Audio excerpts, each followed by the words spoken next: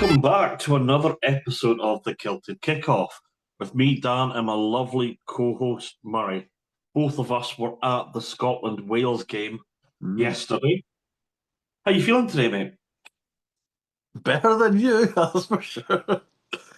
We had a lot to drink, but I don't get hangovers. And no, to be fair, right? See, before we actually get into the game, just a great day out. I had Or what? family up from Wales. I had family up from Wales. Dan got to meet them. Lovely people. Just all round a great day. It was the hottest day of the year so far as well. It was just Hotter a than free. Edinburgh. So yeah, it was like 15, 16 degrees. In Scotland, that's practically summer. That's touch off all that. It was funny, like I never said to you when we were at the Scots Guard pre-game and we stood outside and the sun was beating down on me. I could feel it at the side of my head there. And I whispered to Jez, like, don't take the piss. But maybe I should have wore sun cream. it never panned out that way, but I'm telling you what, if if the clouds didn't come over and I was under that just like proper sunshine all day, I might have gotten burnt, you know. The joys of being a ginger and all that. That's sad. But Yeah. yeah, no, it was a great game. It was actually my favourite game every year. Whether we go down to Cardiff, whether it's up in Edinburgh, I think it's because I've got family in Wales as well, Yeah. and you've got that instant link up. And I mean, you buy one round, you're sorted for the whole day. Everyone just buys a round. That's great, awesome stuff. But how are you feeling? Good. No, I'm the same here, mate. I love the Scotland Wales game. It's the atmosphere is much more friendly. I've Yep. been to every Six Nations game home and away so far this year. The only one I didn't have tickets to is next week's game. And We tried. you We know, did try. yeah, we're so yeah, it's a bit of a funny one. Like I got a bit of stick at the Ireland game. I had some people throwing little bits of abuse, not much, but there was one or two. I got a Yeah. good bit of it down at Twickenham when I was there. That was just horrible. But the Wales game is always just super friendly.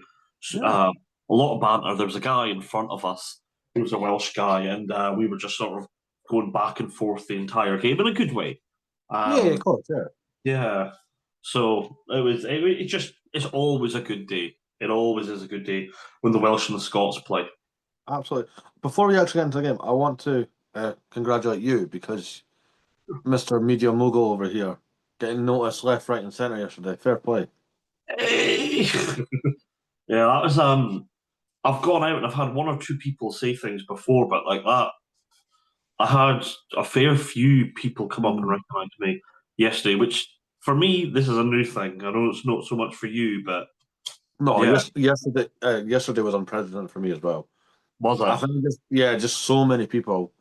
I came out the toilet and took it. Oh my God! I was like, whoa, easy, man. And Yeah. like, but shout out to obviously I didn't get his name, but shout out to the lads that actually recognise us from the podcast, not just TikTok. So love that. Oh yeah, yeah. There was those. I did get I got pictures of a few of them. I promised a couple of them that I put them in my match day vlog. So if you're listening to this and you've not seen it yet, I plan on uploading that on Monday. I've got Mm. it edited and everything in my and saved in my drafts, but I thought it was too late to do another one for today. Busy Fair enough. schedule, all that. I mean, But if you yeah, ever get a so picture with me, tag me in it on Instagram. I'll share it. Yeah. okay. But yeah, thank you for everyone that did spot us. I only started doing this at the start of the season. Mm. And sometimes you have a slow day, like, oh, okay, what's going on? Or how do I keep going? But it is quite nice just to know that the stuff that you do is appreciated, Oh yeah, which, absolutely. Yeah. yeah, which is something that, we hear it through the comments and the likes, of course, that's great and that, but it's quite different when you hear it in person. Mm. Absolutely. It makes you feel quite good about yourself, actually, that so many people see our stuff and actually quite enjoy it. Mm. Yeah. It's weird that many people agree with what we say, though. But that's what we're here for. Yeah, well, Evidently. we'll get into a lot of this more later in the pod, but just from casual conversations that you and I have had, I feel like today we're going to disagree with a lot. So there's no way they can agree with both of us. Would it be a Celtic Kickoff podcast if we didn't agree on something? No, it wouldn't. It wouldn't. So look, before we jump into the Scotland game, right? Let's Mm-hmm. just jump into the build-up of it. Ireland, France. Uh, we both got to see it on the big screen. I assume you got to see it on the big screen as well. I So I know missed half of it trying to find you. I'm not going to lie. I couldn't find half of it because I was trying to find you. But from uh, what I've seen, and I have went back to look at it as well. So yeah. So I left the Bauer Murray and I were in about half an hour before he did because I wanted to get down to Murrayfield to see the game. I think I missed the first 10 minutes. I missed the point going off. I think when oh I got there, wow. it was just going off. And I saw it from there on onwards. But I think you came a bit later. Um, it was a good game. Ireland got humbled. Like they got absolutely wrecked. About time. Yeah, That's yeah. and I'm gonna hammer that home. That's nothing against the players or the coaching team. That's against the fans online that gives us stick for being arrogant and all that. Ha ha! Get up, yous. We get a lot of that. And look, I'm going to double down on this here. Ireland aren't as good as they think they are. I know they humped us, but we gift wrapped the game and gave it to them before we left the dressing room. Um, We Ireland, also we also unselfishly took off two of our best players at the same yeah, time, just for their benefit. and then all the boys that we would have needed to battle Ireland, your Max Williamson, your Cummings, your Andy Christie, they were all, We off were before. we were that we were that concerned for Ireland's well-being going into this that we had 13 players injured before the Six Nations, just so you knew they couldn't play at all. We took two of our best players off in the game. Yeah, you're welcome, Ireland. Uh, but I talked about this before. Hmm. And this is something that I don't feel like anyone's talking about. Ireland keep going, yeah, we're the second best side in the world, or some of them, Ireland, we're the best side in the world. First of all, you're not. Since the autumn, Ireland have played top four teams twice, both at home, and both times got stuffed. Hmm. They lost by 10 to the All Blacks in the autumn, Yep. and they lost by With no one God expected. Yeah. knows how many against France. I forget the scoreline, but it was a lot. They, 42-27 to France. Now I said to you on the train, France by 4-5. I did not. No one expected that. I had France by 8, and I got slagged off for it. I at the beginning of this tournament, I said that I thought France were going to do the Grand Slam. I thought France was the strongest team of the tournament by some way, but they just had an off day against England. Um, Ireland, they scraped past England, who aren't in any great shape at the moment. They didn't look great against Wales, and after seeing what France have done to them, I really feel like we missed a trick against them. Like we got everything wrong that day. I think that we could have done Ireland over this year. If I don't know how you get around that, if you have to hire in a team of psychologists or whatever, but psychologically we lost that game. But I think that Ireland game would have been there for the taking if it wasn't for that. Maybe, but there's also like, oh, what if Sione played? What if you know what I Yeah, mean? yeah, there is the what ifs. What if we beat England last week? We'd be going into Super Saturday with a realistic chance of winning the title. You tell what's going to really annoy me if we beat France. Um, England won it. well, not just that because I don't think England will win it. I've got if any of our Welsh listeners are still here, I think Wales are going to beat England next week. I'm tempted to put money on it. I reckon Wales will do it by about 9.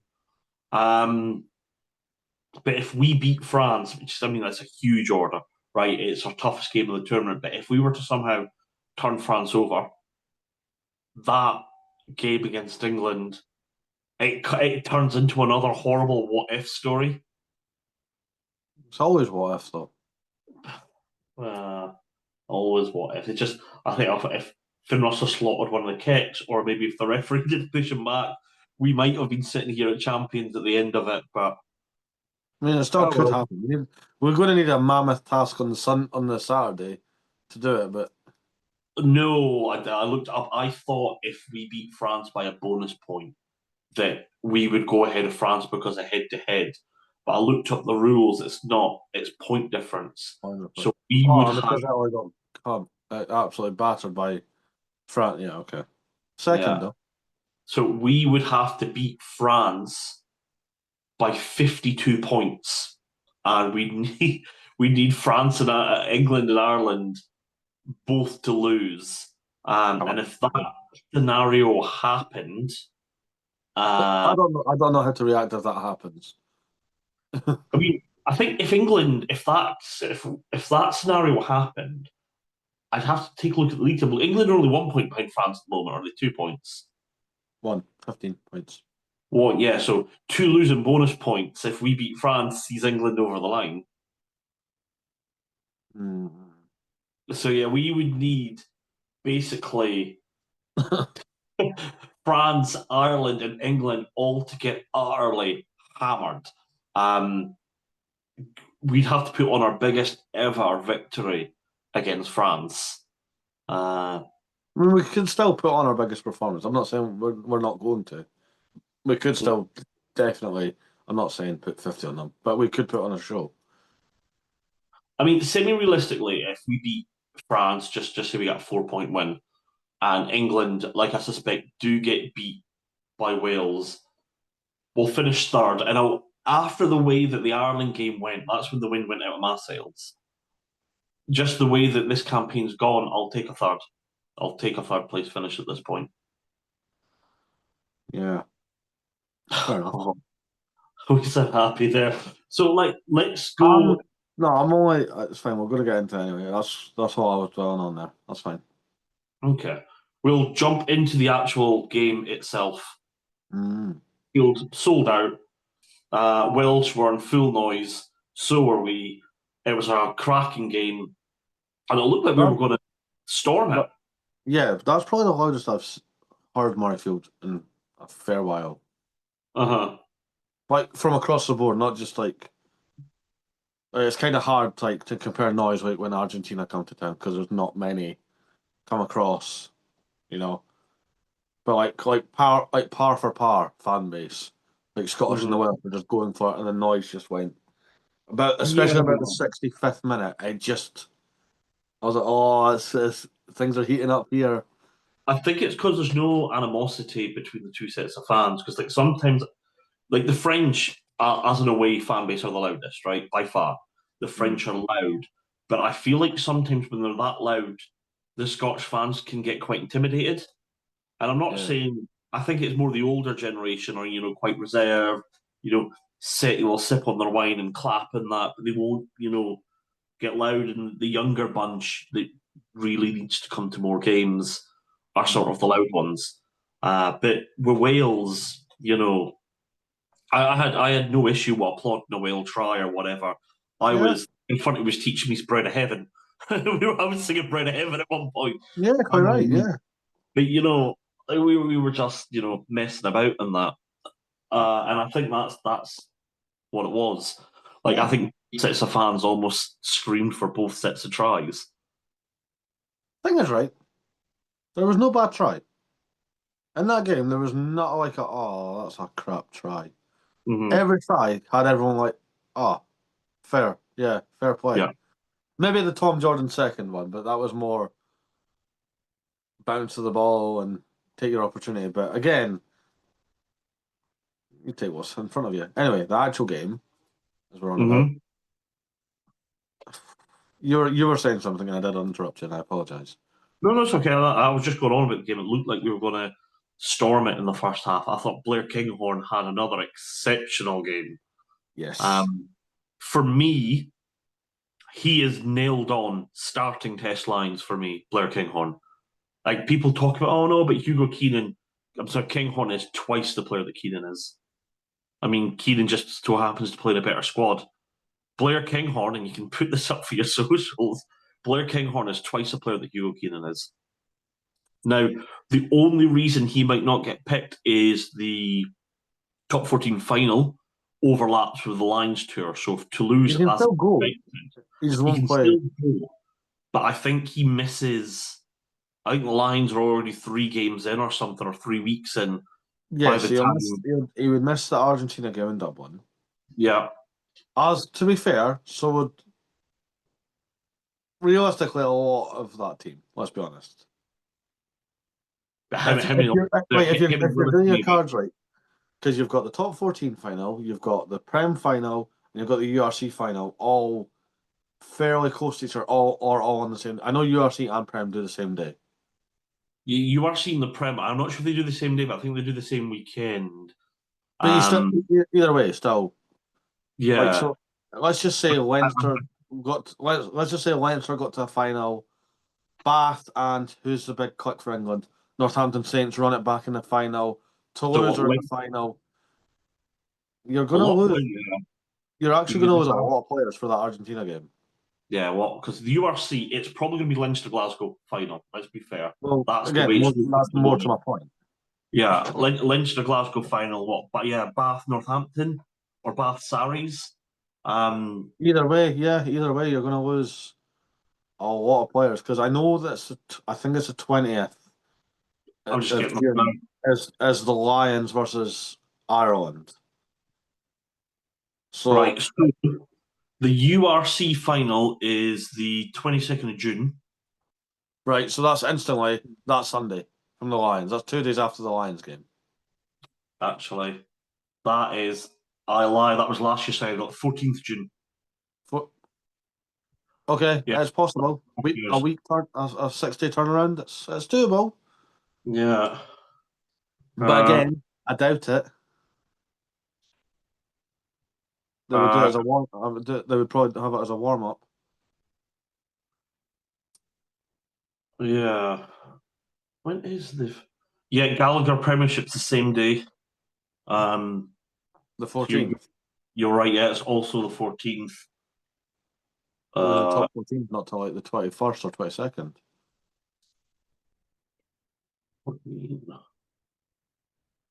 28th June. Jesus. 2 weeks later. But yeah, you'd be losing a lot of players for that Argentina fixture. Uh, so, Especially if we've just done it how we've said. Like if mhm, it's Glasgow, Leinster, URC final, Bath against Saracens or Saints, you're losing a fair bunch, and then let's just say Blair Kinghorn and Jack Willis get called yeah, up for the Lions. They're not going to get played till like week 2 or 3 yeah. of the tour. So, interesting times. Right. So I've got a question for you. I'm going to put it on the spot here. I'll go through it with you. Right. So let's put it down this way. Right, for that opening test against Argentina. Let's say the URC final is Leinster v Glasgow. Um, the Prem finals Bath versus Northampton, and it's Toulouse. Doesn't matter who they're against. Who's got the most other British players other than Toulouse? Would it be Toulon?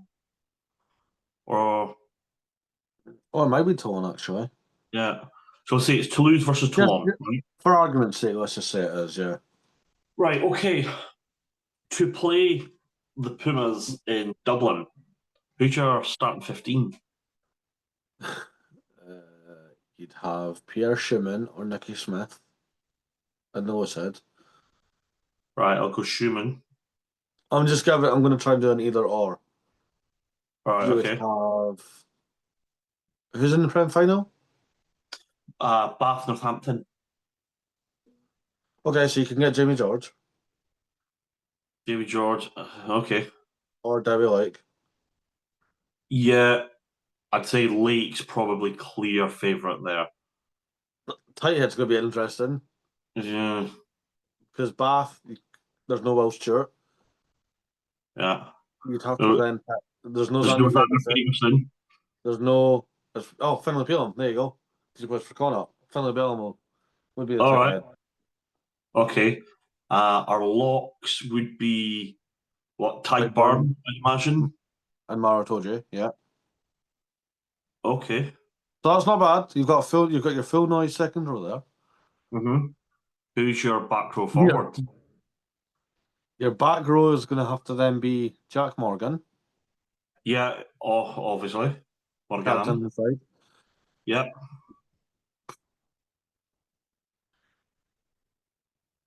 Would then maybe Ben Earl. Yeah, Earl would play 7. Yeah, and 8 would be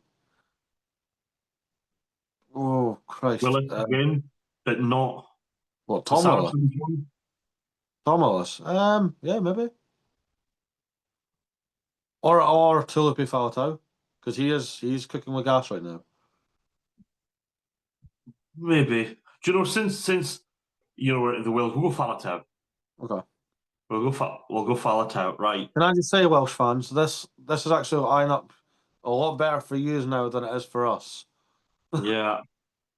Who's your halfback combo? Who did we not get? Oh, you said we can't get Tone either, could we? Yeah, so we don't have Ben White, we don't have George Horn, we don't have Gibson There's not Park. there's no Alex Mitchell. You're gonna have to go Thomas Williams. See what I Fucking. mean? It's hold on. Is there anyone else? I'm trying to think to challenge him. Who else would be Price of Velikot's no making it. Craig Casey, if he's back. Conor Murray won last hurrah. Oh, it's gonna happen, isn't it? I can already feel that happening. Just because it's in Dublin. He had his last dance in Dublin. You want to do it again. I'll still go Thomas Williams, to be fair. That could be you ready for war? We for Ready for completely war? looked over him in the back row. Oh, So okay, we'll go Williams. 10. Oh, God. 10, you don't have Finn Russell. You don't have Sam Prendergast. You don't get. Who's the other option? You don't get Finn Smith. Oh, it's gonna be Crowley, isn't it? It would be Jack Crowley. Or you go for the ballsier pick and you bring in Owen Farrell. Oh. Right, no, I'm not putting I'll put Crowley in. I ain't putting Faz on that tour. Absolutely not. Right, who is Then your centres? Bindiaki. Aki? And. Oh, God damn it, there's no fucking Scottish either. No. Because Tui Pilotu Junior. Sione will be with Glasgow. So Sione, Yeah. Hugh Jones, and Tom Jordan would all be with Glasgow in this thing. More Sessi. That'd be ballsy. No international Right. cap. Yeah, you're a lion. That'd be interesting, that. Very mad. I'm joking just for anyone that wasn't sure about that. Right, Aki and Jamie Osborne? Oh, no, he's Leinster. No, you can't do that. right, Ah, Max Llewellyn, another Welsh boy. You see what I mean? The finals yeah. are really making the Welsh come in handy here. The back three, you'd imagine Duan van der Merwe Yeah, on one wing, yeah. Darcy Graham's probably on the other one. It would be Um, if it's based yeah. on everything. Yeah, it would be, yeah. And I'm going to say probably Blair Murray at fullback.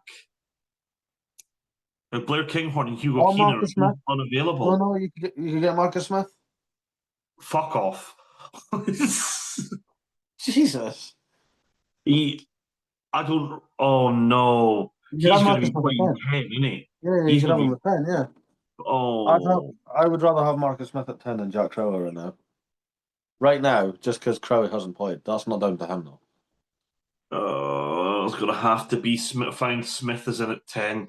I'll cross out Crowley. And then you have Blair Murray at fullback. Murray at fullback. Yes, I'm back. Woo! No, I know that's a rubbish joke. So front three, just to this is a bit flippable. Front three for the game against. Hold on, start again. Kilted kickoffs predicted 15 to play Argentina. We're going to be starting off with Schumann, Dowie Lake, and Finlay Beelum as your front row. Byrne and Atoji as your second row. Your back row forwards are going to be Jack Morgan, Earl and Faletau. Mm. Uh, our halfback combination is I can't even read my own handwriting for. Oh, is Thomas, Thomas who? Williams, Marcus Smith. Yeah, Thomas Williams, Marcus Smith.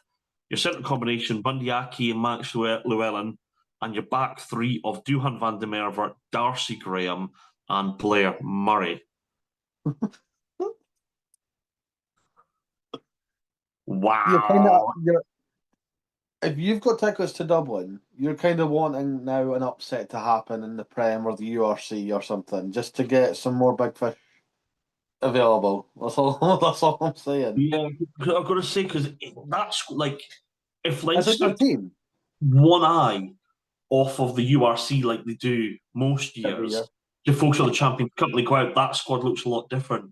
If Glasgow slip up in the semi-finals or something, that looks a lot different. Yeah, yeah, yeah.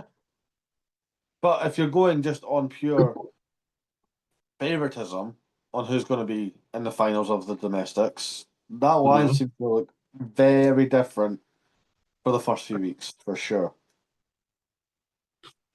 And it's just like throughout the 2010, it's going to be very Wales based. The Wales. Oh, my voice is gone. Oh, the way that's not coming back anytime soon. Uh, oh man, that's no.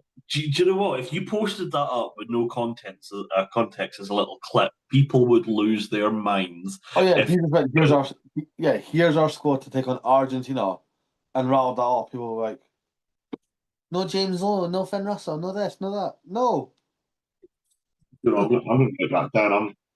I'm half tempted to put that in just to see what people do on it. No, Schumann, and then right at the end, just be like, yeah, this is if X, Y, and Z was the domestic final. So there you go, yeah. Wales. There you go, Wales. It's not all doom and gloom. You're going to have a lot of Lions if things go the way people think it's going to go in the domestics. Does that count as a test match? Like a test match line if you got one of those Yes. ones? Yeah. Okay. Yeah. Yeah. It's an international, so yes, it counts. Tom Williams. Uh, sorry, one sec. Oh, Marcus oh, Smith. huh? You No, what? I just said Marcus Smith and quite a funny voice, that's all. I heard. I thought no, it's fine. Don't matter. Anyway, so yeah, so the game itself, we were quite far ahead up at halftime. 28-8 at halftime. Yep. Tom Jordan got his double. Blair Kinghorn got his first try of the game, Mm. and it's just what he does. Darcy Graham straight back in, try. But and I'm so glad I got this right. And people will be like, "Yeah, but he only does it against Italy and Wales." No, he doesn't. Shut up. Finn Russell masterclass. All Yeah. all 57 minutes of it. I'm going to get into that because that came back to bite us in the arse real hard. So, What, taking Finn off? so for those that didn't watch the game or missed something, Rory Darge went off quite early with a HIA, never came back. Mm. So Finn was captain. Finn was full captain at that point. And about the 57, 60-minute mark, Finn Russell subbed off. He's not injured. He didn't go for a HIA. It was purely tactical. To be fair, in Scotland's defence, we were what, 35-8 up at We this were stage? 35-8 up when we lost Finn, and full Yeah. time it was 35-29. That's ridiculous. Like it's just But at a and professional level, it's just not good enough. and the I'm not going bet, to be push on that. and this is going to sound stupid. People that say Finn Russell doesn't care, go and watch him standing on the sidelines when he's not playing against Wales, and he looks pissed off at what is happening Yeah. in front of him. That is a man that cares more than people will ever actually understand. Yeah. Also, it shows the fragility in Scotland's management there that Finn Russell's gone off the sideline like, I'm not there for 20 minutes to do it myself, and you're falling apart. And look, I'm sorry. At that point, I'm assuming Jamie Ritchie becomes captain. As much Yes, as he had Jamie Ritchie individual, became captain. Yeah, as much as he had a great individual performance, he needs to take that game by the scruff of the neck. I did. I only noticed it was Jamie Ritchie because I want to say it was the Ben Thomas try that Wales got, and they were doing a huddle underneath the sticks, and you can just see, well, from where I'm sitting, you can see Jamie Ritchie just this barking. time, mate. Yeah, you can just see them barking at him, barking at the team, and I'm like, right, okay, Jamie's captain, because no non-captain would be that vocal in a team huddle. Yeah. And then, So obviously, he asked the referee very nicely to double check something, and good job he did. By the way, that was a world deal. If he didn't, by the way, one effort by Blair Murray. Didn't realize you can do the hurdles that well. And I am joking. I am taking that with very tongue in cheek, but you are not allowed to jump into opposition player to avoid a tackle. And I know that there was a lot of controversy around it because Blair Murray's try was not given. Yet that morning over in Super Rugby, um, Kalen Tamafalau from Moana Pacifica pretty much did the exact same thing, and it was given. yeah, Now, if it was me, and again, I'm not in charge, neither of them stand because you're not allowed to jump. no, you're But I not. think the fact that I think the fact you've had one say yeah, one say no, and it's the same day. I get why people are angry, but The rules just aren't enforced consistently. I think no, that's what most people. They it seems to be depending on the referee or the league or the game. You know, people go yeah, Southern Hemisphere referees and Northern Hemisphere referees ref the games completely differently. French referees compared to British referees, and the amount of people that you get that you go, oh no, when you see a certain ref on the pitch, and oh, it's you mean just like I because, did yesterday? yeah, it's it's just one of these ones that the rules are so complex that people that are really big into the rugby sometimes get them wrong, struggle to follow them, Mhm. where casual rugby fans got no chance. And because the rules are so complex, there's so much room for interpretation from referee to referee that no wonder people are getting annoyed at consistency. Do you know the one that annoyed me more than again? I'm not Welsh, so the Blair Murray one didn't annoy me because you're not allowed to jump, like I've said. I Was actually like that speed in a weird, just because just as a spectacle, I thought it was a great way, yeah, a yeah, great yeah, try, yeah. would have been good for the game, great for the highlights reel and Oh that. yeah, But 100%. Like rules I are rules, you're not allowed to do it. like they were running to us, and I'm sitting going, "What a try!" But see, the Uh-huh. minute it got looked at, I was like, "Nope, can't do that." Uh-huh. Anyway, that wasn't my biggest issue. And again, you're talking about inconsistencies. Ben Thomas, I think it was Ben Thomas, like had Duhan van der Merwe by the eyes. I saw that afterwards. I didn't catch it live at the Did you time, not but see I it saw the live? replay. I seen it. No, So they were TMOing it, and again, five, really? six. I must have missed that. I don't remember them. They genuinely TM. So we got a scrum for. I think they knocked it on, and then the TMO went, "Need you to have a look at this." Hmm. We stopped the game, and they came up potential foul play. That's what they were reviewing. Now Ben Thomas kind of led with the forearm, which is already something you're not allowed to do in modern Hmm. rugby. Catches Duhan, and I think Duhan kind of like leans back and like not ducks it, but like dodged the forearm, and then Ben Thomas kind of. I know if you're watching on YouTube, you can see what I'm doing. If you're Oh listening, no, no! I remember the TMO decision. That I thought they were looking at Duhan at the time no, because no, no. Duhan had his both hands up to like brace, and I thought that they were looking at Duhan for like I didn't know they were. I thought they were looking at Duhan Both at that them, point. but Ben Thomas had Duhan by the eyes, like ring finger, index finger, right in his eyes, and the referee went, "I don't conclusively, I don't see any foul play there." I was like, "You're joking, right? Like the Duhan can't see at all." I know that's not. I have over Yeah, dramatized that, but I was just like, You've got a cheat saying you can't see it when it's an eye gouge." I forget the guy's name, the referee, the Italian guy that did it, but he did the URC semi final between Glasgow and Munster, and he did the grand final, the Bulls Glasgow game. And honestly, when it comes to him, it is such a lottery for which way he's going to blow his whistle. You just, again, I don't like to moan about referees. No, neither do He's I, but there is time for you. what do you think of him? Is like, oh, he'll just get plenty wrong for both sides. And like, he won't have any bias towards any team, but he'll just call loads of wrong decisions for both sides. Yeah, I mean, my mate messaged me, and he is a referee. uh-huh. I got that referee was so bad, and I was like, "Is this biased though?" And he went, "No." He's like, "That was shocking."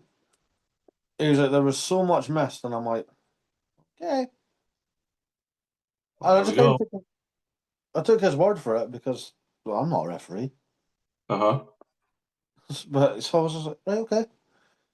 But yeah, Mm. like the fact it's quite funny because obviously Wales fans are annoyed at the Blair Murray no try, and we're sitting like you literally gouged the man's eyes out and got away with it. So Yeah.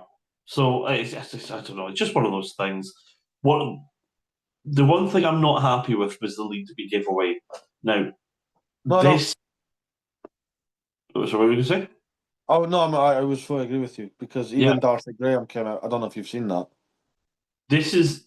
I saw the report where he said, "Oh, it's a win that felt like a loss," and I have to say, Yeah. I felt fairly deflated after that myself. Yeah. Um, but this is where me and you, I don't know, would disagree on this. I'm sick of seeing this from Tim's insides. This is there's two consistents when it comes to this iteration of Scotland, right? Is we Mhm. need no, there's three consistents. We need an 80-minute performance.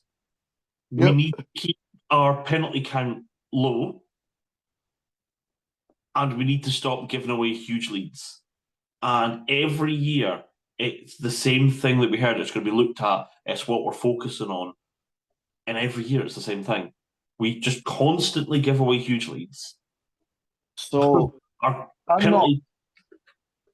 right. So I'm not completely off with you there. Uh I huh. am. I am getting a bit fed up of the whole. Like we've said it there. 35-8 Uh with huh. 23 minutes to go, and it finishes 35-29. We didn't score. Mm-hmm. And there's a bit of the game, actually, it's when the clock went red and we're still attacking. And it's not the most glamorized attack. Like, it was very flat at that point, and there was players probably knackered, to be fair. Yep. There's people at my, I will say my bit, because I know we were in the same section, but you were further up. Yep.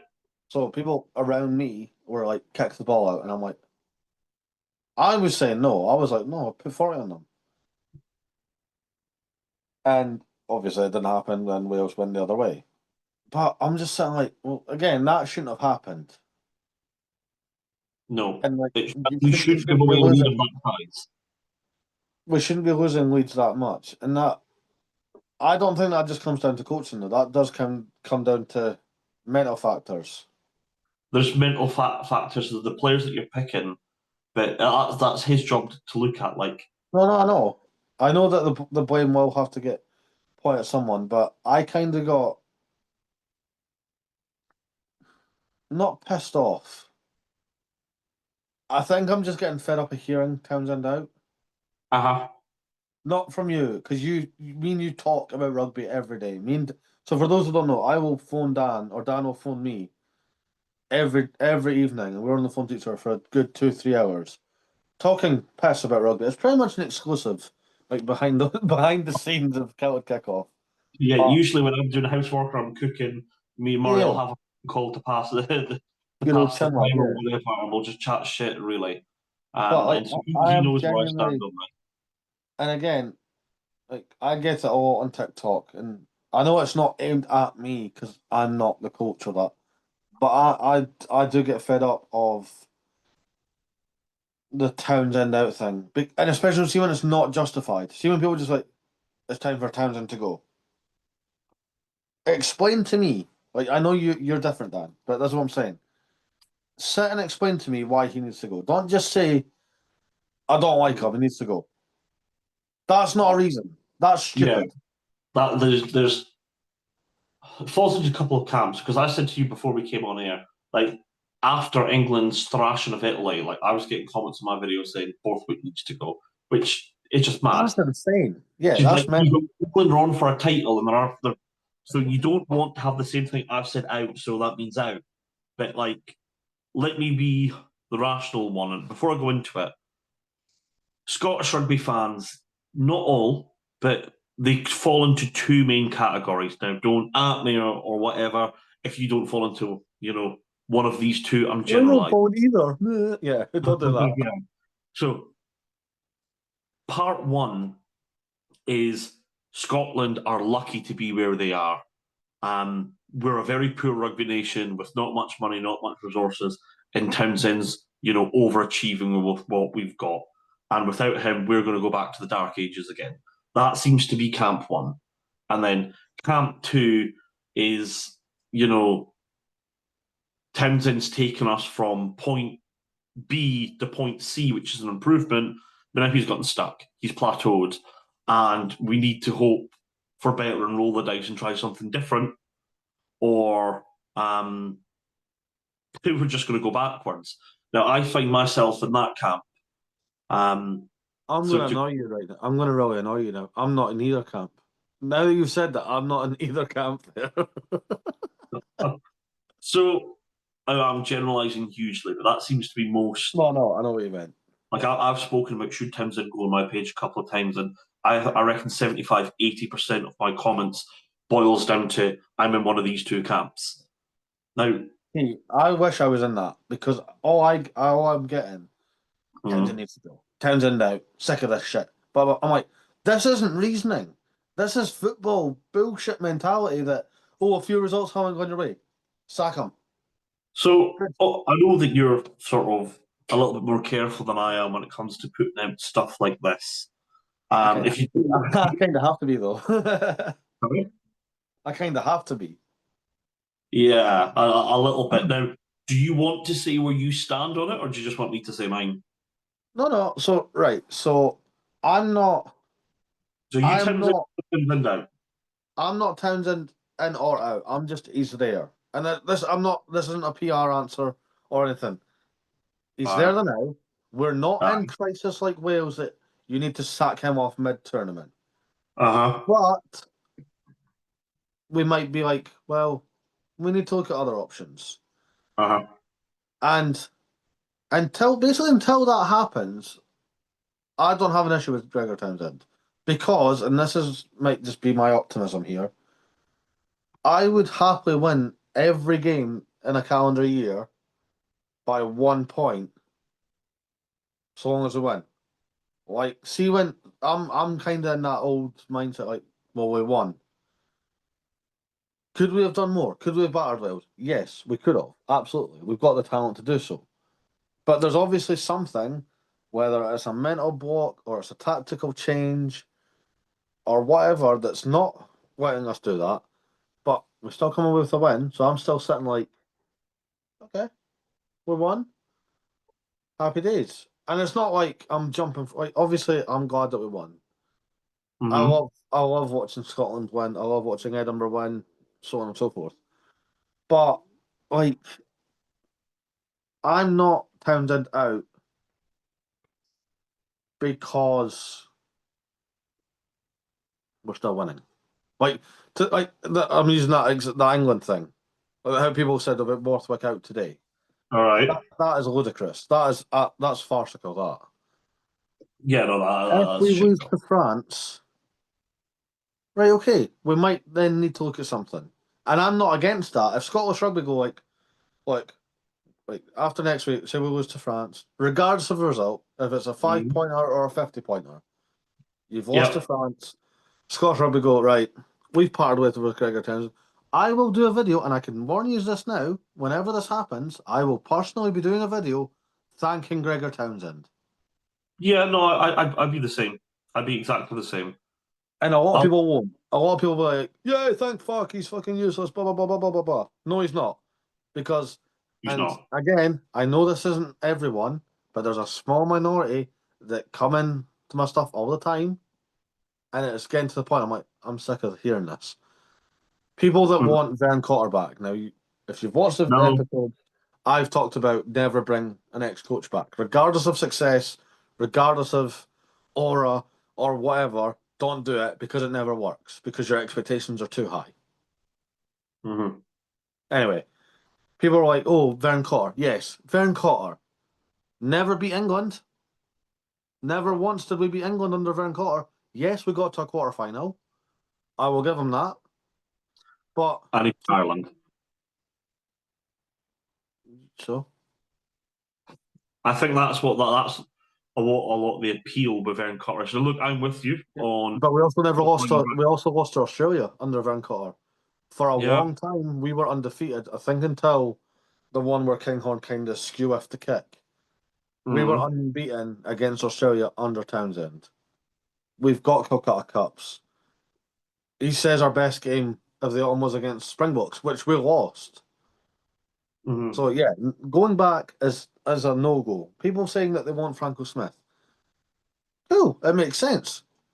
He's won the league. He's very successful. But you need to forget. People forget. Gregor Townsend was that Franco Smith.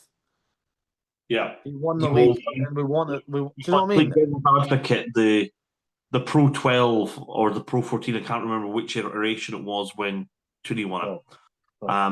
But it was the 12th. The Pro 12. The URC is a much harder league than the Pro 12, and Glasgow had the route from hell to get there. Look, I'm no, I only playing know. devil's advocate. No, I know, I know, I I get know. your point. But people are like, but what people are saying is like they want Franco Smith because he's got Glasgow in a winning way. Blah blah blah blah blah. And I'm like, so did Townsend. Mm-hmm. And this is where I'm getting a bit more annoyed with it now. Is fine, sack Townsend, right? Sack him. Bring in Franco Smith. Bring in Ron O'Gara. Bring in I don't know who else we've mentioned. Leon McDonald, just to round off the three. All right. Bring in one of them. Results stop going our way. We have a nice little period, not winning a Six Nations though, right? Mm-hmm. Getting closer ever so often again. We might get to the quarter final in 2027. Might, right? Still no Six Nations. Um, Glasgow then have won another URC under Pete Horn. How quick is it before people start calling for Townsend's assessor of, oh, well, we're going nowhere. We should have beat this. We should have battered this team. We shouldn't have lost this game. It's just going Well, to keep. yeah, look, there is that. Okay, look, I'll put it where I am, and I can see with where I can see where other fans were. So we were in a better place now than we were under Vern Cotter. Now, to play devil's advocate, Gregor Townsend also had a better squad at his disposal than Vern Cotter. But to There's argue some that, people. then, Mm, but I'll let you finish. But to argue that, like every good coach should take from wherever they left off. yes, yes. And a lot of people are just like, look, it's 8 years. That's longer than any coach has ever had in the professional era. I think sort of your first 2 years you get is sort of like leeway of it, if a result goes back. Like for Townsend, for me, right, he gets a C plus first time in charge of Scotland. What upset me is, we shot the big against Ireland. We really got beat by South Africa in the autumn, and the autumn before we lost to New Zealand, where we should have won. And I feel like looking at small countries that have made that breakthrough in that next step. I remember when Ireland first did it. It was when they beat the All Blacks in Chicago. Was it 2016? And that's when Ireland took their. Was it 2016? I might have got the year wrong, but it's when they beat It them in might have Chicago been, anyway. yeah, I think it was 2018. I don't think it was as far back. Anyway, yeah.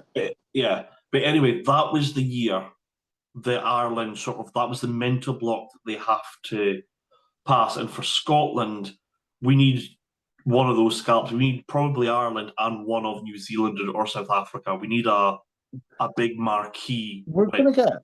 I'm not saying this to be oh shucks, we're gonna get it. We're gonna have our day in the sun. But like I'm very you know me. I don't say stuff unless I believe it. mm, We will beat New Zealand. There's no way. it's just going to keep going. We're just never going to beat them. It is I've going said to happen. six And seasons as well. I have been saying this more, especially about the All Blacks fixture.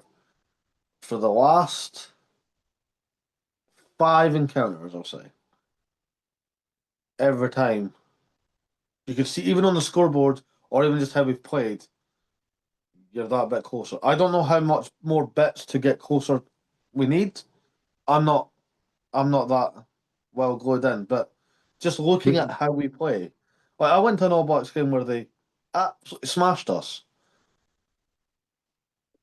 I can only, off the top of my head, I can remember the last two.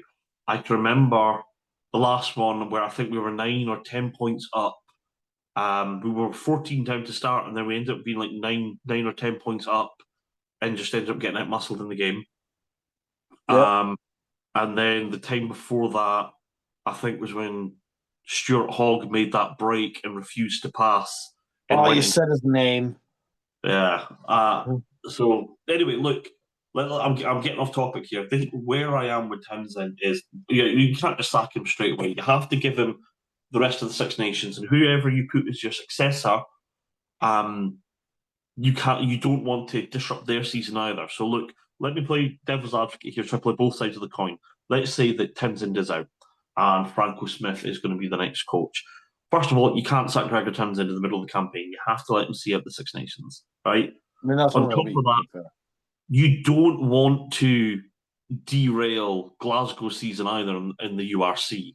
So you have to let, even if he is going to take over from Scotland, you have to let Franco Smith see out the rest of the season with Glasgow and it be on an understanding that, once the domestic season ended, he would be expected then to take up his responsibilities for Scotland. Um, the bits that annoy me with Townsend is look, if I go over his record, other than France, we've never beaten Ireland. Yeah, he's got a good record over England, which might keep him his job in a lot of scenarios. Sorry, I can hear my partner arguing with someone on the phone in the background. It's off-putting. Um, but we don't seem to get these big wins. Like we don't beat South Africa, we don't beat New Zealand, we don't beat Ireland. We get the same spiel every year about our penalty count's way too high. We need to stop conceding penalties, but we'll regularly concede 10 plus penalties in a half. We'll squander big leads, the one we had against Wales or that one, New Zealand, last time we played them, 9 points up. We keep talking about 80-minute performances that never seem to happen. He's fallen out with key players. Like, there's a lot of these are just the bits that I'm annoyed with him than that, right? But he has done a lot of good. Like, he's undoubtedly taken Scotland 4 or 5 steps forward from where he took them on from. He's got a great record against England. He's taken us from, let's be honest, we were wooden spoon warriors when he took the job. We're now mid-table, and as much as we get annoyed, that we're usually fourth. Every now and again, we'll get third, and I think we've under him once we've come fifth. Um, we're not battling it out. It used to be fifth was a good season for us. Now we're disappointed fourth. So he has taken us further. It's just that it does feel like we have plateaued a little bit now.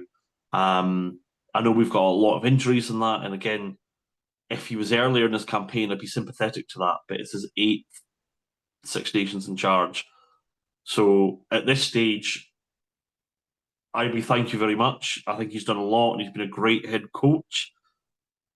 But I think we would need to shake it up a little bit. But that's fine. That's explained. I'm Mm-hmm. okay with that. I'm not going to sit and be all depressed that Gregor Townsend is not a Scotland head coach. But it just really, really annoys me now online that are like, no, get him out. Based on Based on, he's not picked my favourite player. Where. Shut up. That I, that generally drives me up the wall. It is a big pet hate of mine. Like we spoke about it last week. People were convinced he hates George Horn. Spoiler: George Horn played at the weekend. yeah. Can't be that hated.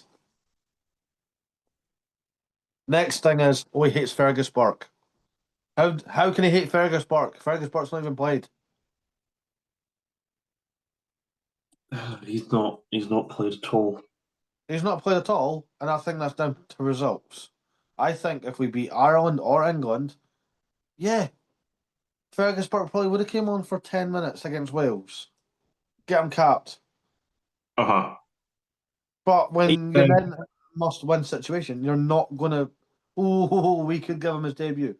No one in the no coach would do that. and look, there is going to be a bit of survival in here, right? Because Six Nations, and this is where I get annoyed by Ireland with the whole Prendergast Crowley bit. The Six Nations isn't the place for experimenting or giving people their No, first caps or no, place like you do that during the summer, you do that during the autumn. If this yeah, is rugby.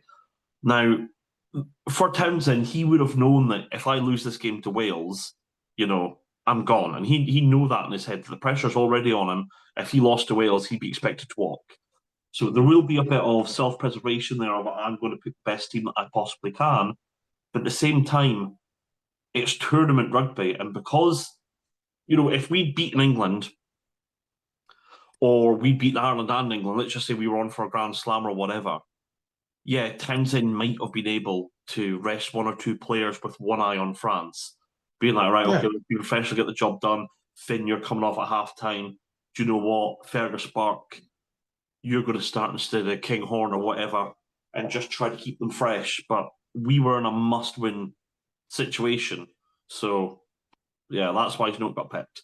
And I feel like Mosesi Tuipulotu has sort of fallen into that category as well.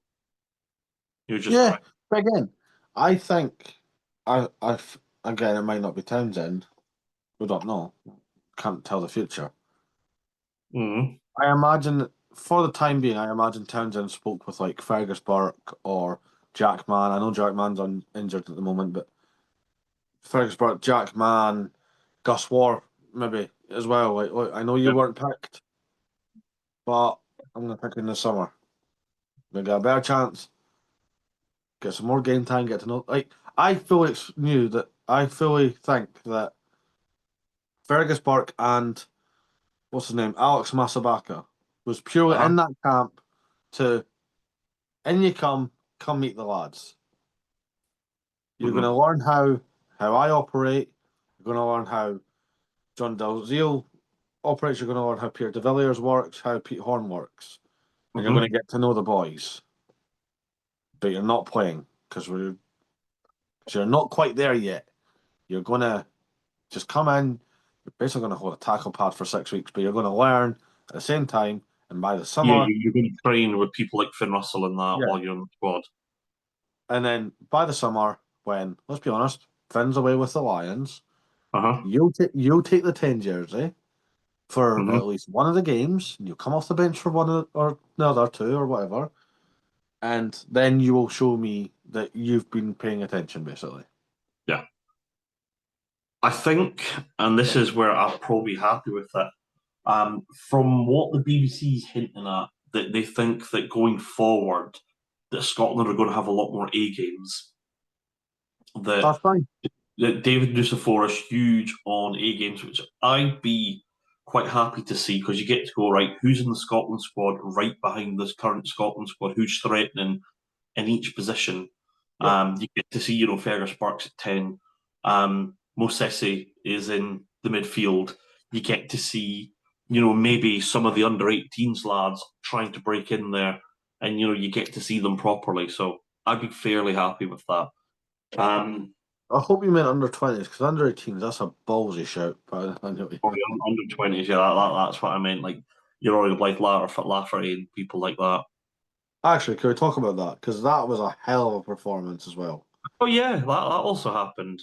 So number 20s Scotland won a game. in 20s getting a win in the Six Nations, the first one in a First, while, first and 12. first in 12. Do you know, almost as bad as the Wales men's team run? Mm. Did you know this is how like crap we've been at under 20s? We have won two, including that Wales game at the weekend, two of our last 23 in the under 26 nations. It has been tragic. Who was the last win outside of that? Actually, no, I don't. Sorry, I don't know if that's entirely true because the commentator said it, and I was like, "That's insane."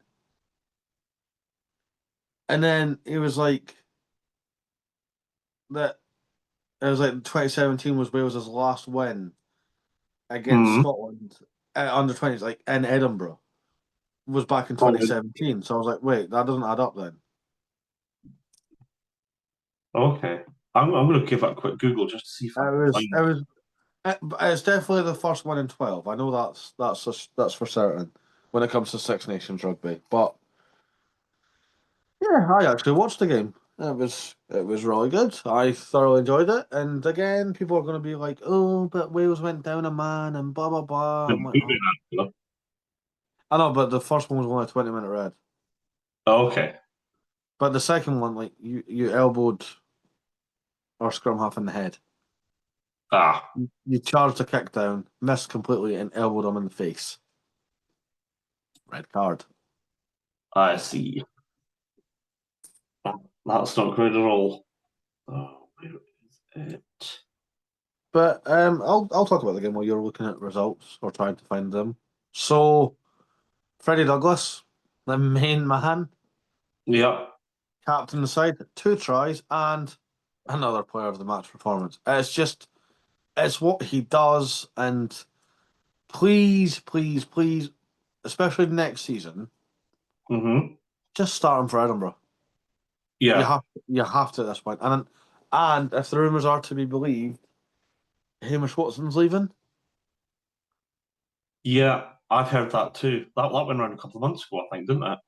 Went round a couple of months ago that he was going to Tigers, but it's come out recently that he might be going to Japan. So, who knows? Oh.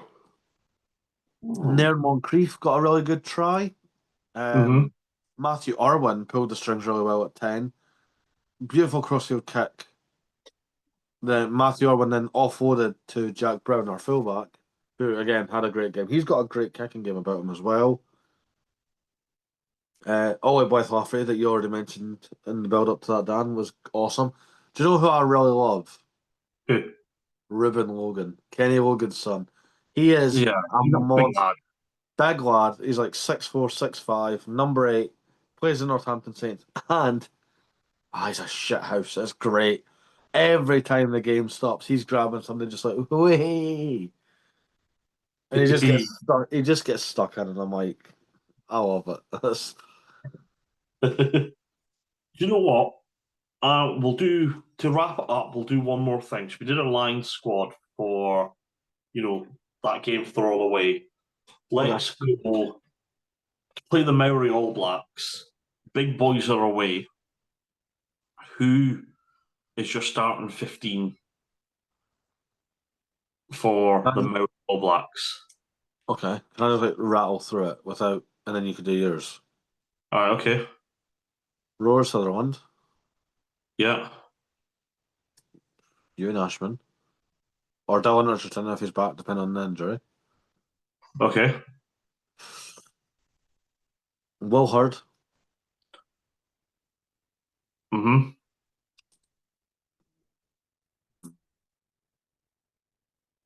Max Williamson, Yeah. Scott Cummins, Yeah. No. Andy Christie, Ooh. Yeah. Freddie Douglas, Mm-hmm. and Jack Dempsey. Okay. Then you've got George Horn as scrum half. Hold on. I'm writing these. Give me 1 second because Yeah, all I'm good. just I'm going to remind beside it. So uh, I'm trying to think of names who I'd have on the line as well. That's why I've not. it's okay. So I'm with you on some of it. Okay, I'm ready for the backs. Backs, George Horn. Yeah. For argument's sake, because we did say it, Fergus Burke. Bark. Okay. Centres would be Stafford McDowell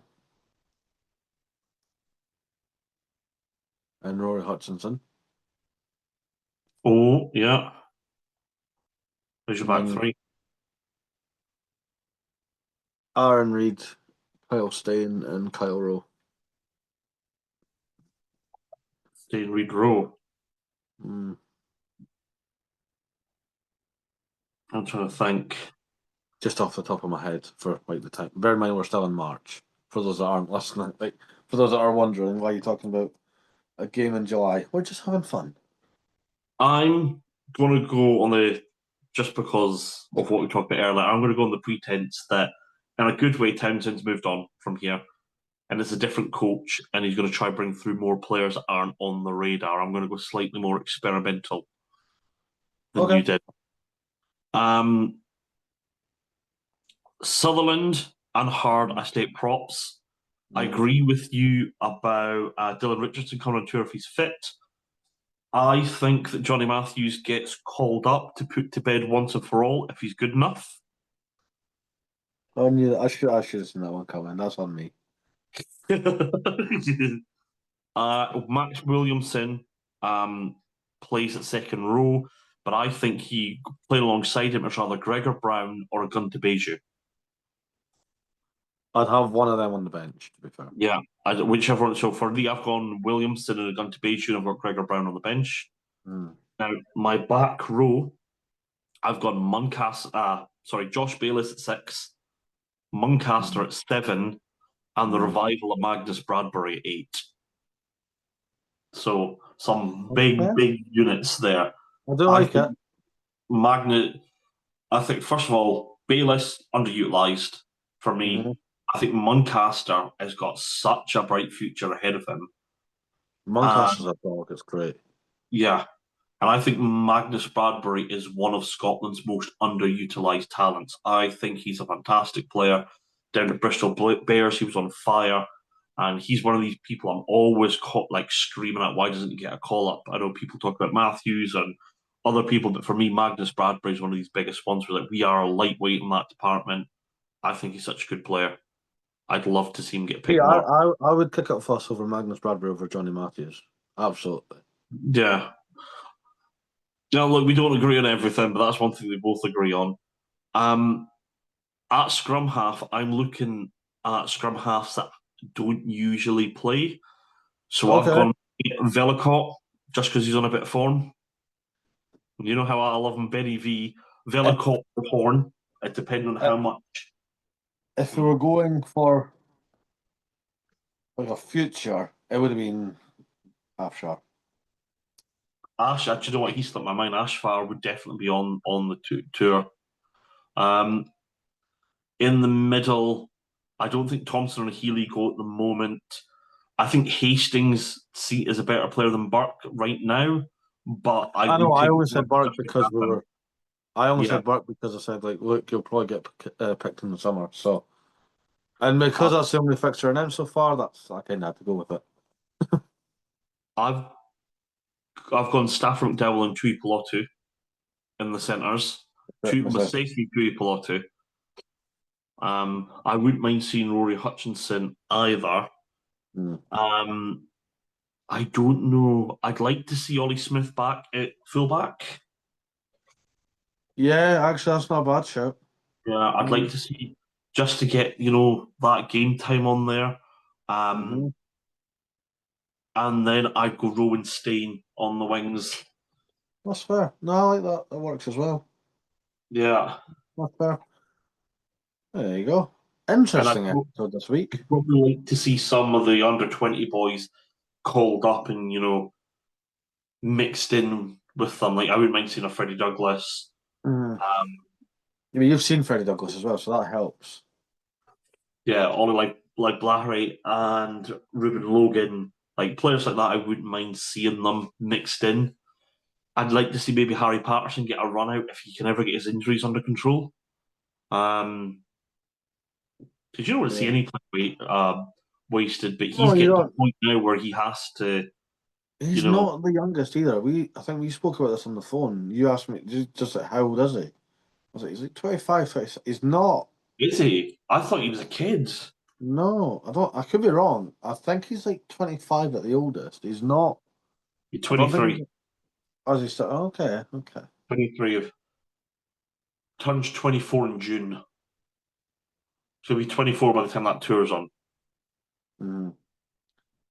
Where he, at that stage, like if you're going to get a lot of caps, he's running out of time because, players peak, when they get to around 28 to 30 is the sweet spot. I'm just going to throw him out there because I did mention him when we spoke about the under 20s. Jack Brown would be good for that tour. Yeah. Yeah. Jack Mann as well. Get all the Jacks, get all the Bens. Yeah. Yeah. All of them. And let me bring up this current Scotland squad. I've got one more question to ask you, and this is going to be that harsh one, so give me a second. It's Uh, going to be the what one? it's going to be a harsh one. Yeah, Oh, well, this is going to be a superb. big. I So, love when it comes to we're going on, and let me play devil's advocate, right? So, Tooney's out, someone's in. Let's just say it's Franco for this, right? And it. the reason Okay. I'm saying this is because oh, I want him out or whatever, but it's every manager's got a different style of player that they like. So for Uh-huh. you, what Scotland players have had their day, rather they're no good enough, or they're aging a little bit, and you're trying to revolve them out for younger players? Okay. Um, More age than like not playing great would probably be Jack Dempsey. Yeah, yeah, I'd probably agree with you actually on Dempsey. Second rows, I mean Grant. I think this is Grant Gilchrist ninth Six Nations, Has he had that many? Has he? something like that. Yeah, I mean he's got over 70 caps. Johnny Gray. As much as I love to see Johnny Gray back in the mix, I know that Yeah. like 2 years on the sideline that like affects people in more ways than one. And I'm not saying like instantly replace him, but you could kind of have like for the summer game, you could have Johnny Gray alongside Jara Guntabeju, Okay. and then do you know what I mean? Like you're getting a youngster coming in with a bit of experience by his side. I think that would be a good way to do it. I've got the squad in front of me here. I'm looking at it, and there's a couple forwards. I've put one, two, three, four, five, six forwards. I probably revolve in or out, but Okay. I'm looking at the back line, and I can't think of anybody that I put out. No, no, I don't think that the back line's being phased out just yet. There will be some Muppets that would be, oh, Ben White. Yeah, Ben White's our most consistent scrum half. Yeah, yeah. Uh, And he's so younger than George Horn as well, I believe. one, two, three, four, five, six, seven, eight. Okay, I've gone from nine here, right? Um, nine Scotland players that I think I would revolve in and out. Two of them only temporary though. So Okay. Ashman, uh, I don't think he was great against Wales. I don't think he's been great against England. I just don't, at this point in time, I just don't think he's good enough. Okay. Harsh. Um, might start him in really small games, see if he builds up. If he gets great for club, gets a key club player, maybe reconsider him again. But right now, every time I see Ashman, he doesn't. It seems like a huge step down. Okay. Um, Dempsey, only because of his age. If we start to get Mhm. younger player, like I'd like to see Maggie come back through. We've got Muncaster, Jackman, maybe.